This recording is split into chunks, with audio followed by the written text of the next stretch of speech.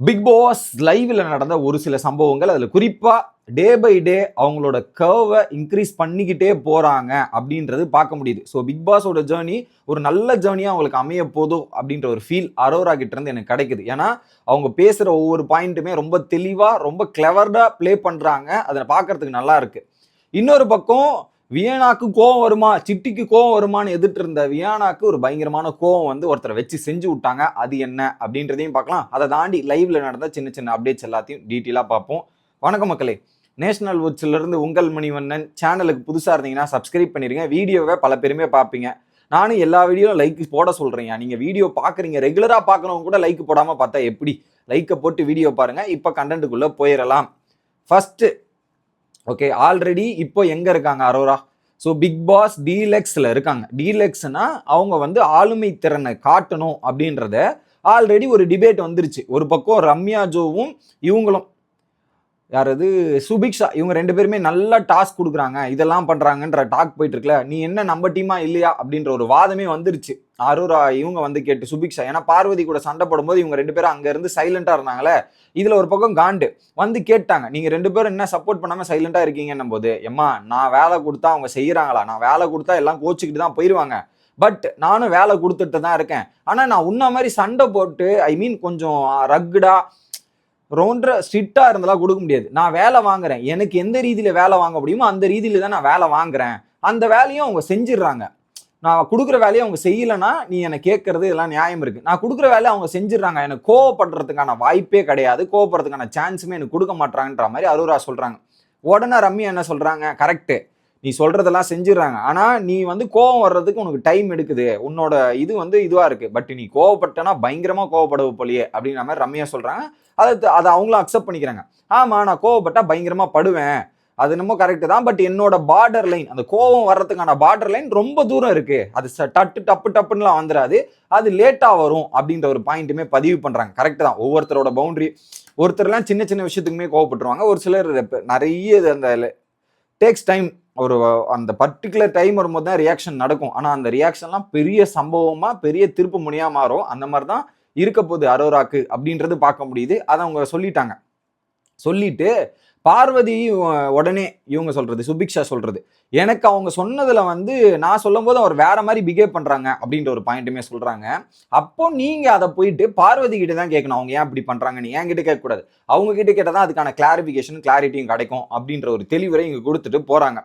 இங்க ஒண்ணு நடந்து முடியுதா, வெளியே போய் பார்வதி வந்து கேட்கறாங்க, என்ன எங்களை வச்சு டாமினேட் பண்ண சொல்லிலாம் சொல்றாங்களாமே அப்படின்ற மாதிரி இன்ஃபர்மேஷன் பார்வதி வாங்க ட்ரை பண்றாங்க, இந்த வீட்டை கண்ட்ரோல் எடுக்க ட்ரை பண்றாங்க. நேத்துல இருந்து நம்ம பாக்குறோம்.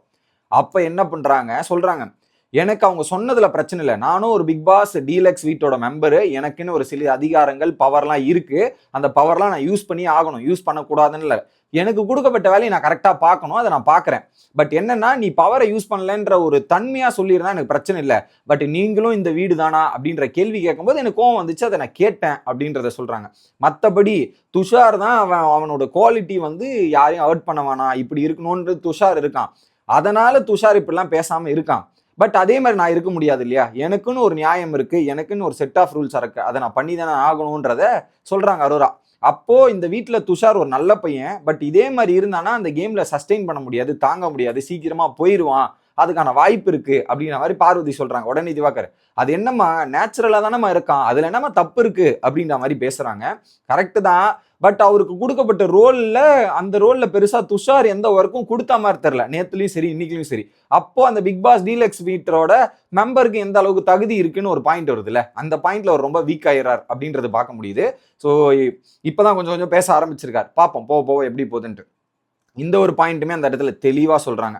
மற்றபடி நான் என்ன பண்றேன் ஏது பண்றேன்னு பக்காவா பண்றேன். குறிப்பா நீங்க பார்வதியும் திவாகரும் நீங்க பேசுறீங்கன்னும் போது டைம் முடிஞ்சு போச்சு, நீங்க உள்ள வாங்க வேலைக்குதுன்னு நான் தான் யோசிச்சு பண்ணேன். அது வந்து ஒரு ஈவில்னஸ், அந்த ஈவில்னஸை எப்போ காட்டணுமோ அங்கே காட்டினேன், வெளியேனா நான் பண்ண போறதில்ல, இங்கன்றதால தான் நான் பண்றேன் அப்படின்றத சொல்லிடுறாங்க.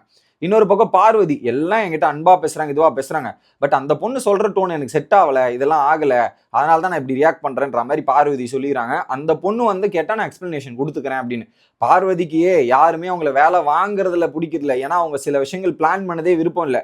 குளிச்சுட்டு வந்து இவங்க ரெஸ்ட் ரூம்ல இது கிளீன் பண்ண விடலாம், இதெல்லாம் பிளான் போட்டாங்க. அதெல்லாமே உங்களுக்கு காண்ட் இருக்கு. அதனால அந்த காண்டை எப்ப வெளிப்படுத்தலாம், எப்ப காலிப்படுத்தலாம் அப்படின்றது தெரிஞ்சுதான் பார்வதி செயல்படுறாங்கன்றதை நம்மளால பார்க்க முடியுது. இது ஒரு பக்கம். அடுத்ததாக இவங்க வியானா காலைல என்ன பண்ணியிருக்காங்கன்னா, தண்ணி பிரச்சனை காலையே இருந்திருக்கு. சூப்பர் டீலக்ஸுக்கும் போல இவங்களுக்கு பிக் பாஸுக்குமே தண்ணி அங்கே ஸ்டாக்ல கம்மி ஆயிடுறதால பிரச்சனை போயிட்டு இருந்த டைம்ல என்ன பண்ணியிருக்காங்க, குடிக்கிறதுக்கு தண்ணி கேட்டிருக்காங்க. அப்ப என்ன பண்ணியிருக்காங்க, அங்க சூடு பண்ணி அந்த தண்ணி கொடுக்கும்போது பார்த்தீங்கன்னா வியானாவை போய் தண்ணி எடுத்துன்னு வந்து சொல்லியிருக்காரு பிரவீன். ஓகே, தண்ணி எடுத்துன்னு வந்து கொடுக்க போயிருக்காங்க அவங்களும். அடுத்து இன்னொருத்தர் வந்து கேட்கும்போது அந்த தண்ணி எடுத்துட்டு வர வேணாம் அப்படின்ற மாதிரி சொல்லிட்டு இருக்காரு. ஸோ அதுல ஒரு பக்கம் வியானா கேள்வி கேட்கறாங்க போயிட்டு. ஏன்னா வியானா ஒரு விஷயத்த சொல்றாங்க, அதை கேட்கிற ரீதியிலே பிரவீன் பிஹேவ் பண்ணல. அவர் இஷ்டத்துக்கு அங்க ஏதோ நீ போய் எடுத்துட்டு வா அப்படி போ அப்படின்ற மாதிரி வேற ஏதோ பண்ணிட்டு இருக்காரு. இவங்க ஒருத்தவங்க பேசிட்டு இருக்காங்க, அவங்க என்ன சொல்றாங்க ஏது சொல்றாங்கன்னு ஒரு பேசிக் மேனர்ஸ் கேட்க வேண்டியது, அதை கூட அவர் பண்ணல, கேட்கவும் தயாரா இல்லை. உடனே என்ன பண்ணிட்டாங்க, என்னது இது, நான் பேசிட்டு இருக்கேன், நீங்க இப்படிலாம் பிஹேவ் பண்றீங்களே, இது நல்லா கரெக்டா இருக்கா, ரொம்ப ரொம்ப தப்பா இருக்கு, நீங்க இது தண்ணி எடுத்துன்னு வந்து கூட என்கிட்ட கேட்டீங்க, இன்னொருத்தர் கிட்ட கேட்கலன்ற மாதிரி நியாயமான கொஸ்டின் தான் அந்த பொண்ணு கேட்குது. ஓகே, அதுக்குமே அவர் பதில் சொல்லாம இப்படிலாம் பண்ணிருக்காரு. அதை கனியுமே சொல்றாங்க, இப்படி பண்றதெல்லாம் தப்பு, அவங்க பேசுறாங்களா அதுக்கு ரெஸ்பான்ஸ் கொடுன்ற மாதிரி சொல்லிட்டு, நீங்க இப்படிலாம் பண்றது ரொம்ப தப்பு, நான் நேத்தும் பாக்குறேன் இன்னைக்கும் பாக்குறேன், இந்த மாதிரி பல விஷயங்கள் பண்ணிட்டு இருக்கீங்க, அதை மட்டும் கொஞ்சம் மாத்திங்க புரிஞ்சுக்குங்கன்ற மாதிரி சொல்லிட்டு அந்த பொண்ணு உடனே பிரவீன் பேச ஆரம்பிச்சோன்னா கரெக்டா அந்த பொண்ணு வாக் அவுட் பண்ணிருச்சு. வாக் அவுட் பண்ணிட்டு போது கரெக்ட்.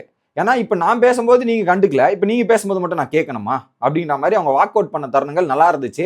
பட் வாக் அவுட் பண்ணும்போது ஒரு சில விஷயங்கள்லாம் பண்ணாங்க, அதை பத்தி நான் சொல்ல விரும்பல. அதுக்கப்புறம் நான் சொன்னா என்ன ஏதாவது நீங்க சொல்லுவீங்க, அதை விட்டுருவோம்.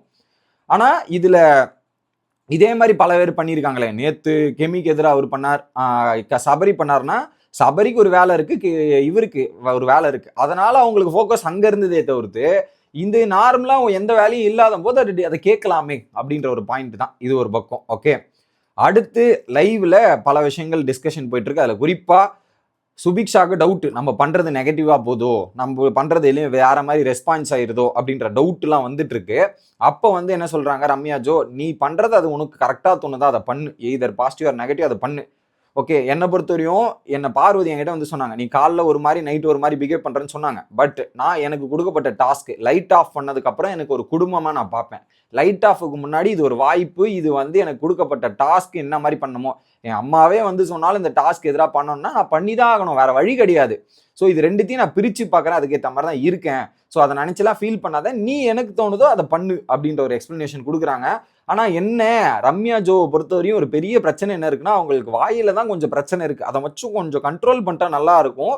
இந்த கோவம் ஆக்ரோஷன்லாம் வந்தா கை அடிச்சிருவேன் அப்படின்றதா இருக்கட்டும். அதுக்கப்புறம் நிறைய வேர்ட்ஸ் வருது, அவங்கள மீறி வருது. அவங்க நேத்து சொல்லும் போதே யோசிச்சிருக்கணும், நான் இது வரைக்கும் 2 நாள் கோவத்தை கண்ட்ரோல் பண்ணிட்டு இருந்தேன், ஆனா அந்த கோவம் வந்தா பயங்கரமா இருக்கும்னு சொன்னாங்க. ஆனா அதை இன்னைக்கு தான் நான் பார்த்தேன். ஸோ அதை கொஞ்சம் கண்ட்ரோல் பண்ணிட்டு டிராவல் பண்ணா ரம்யாவுக்கு பெனிஃபிட்டா இருக்கும். இல்ல அப்படின்றது அது டோட்டலா ரிவர்ஸ் திரும்பி பாதிக்கிறதுக்கான வாய்ப்புகள் இருக்கு அப்படின்றத நம்மளால பார்க்க முடியுது.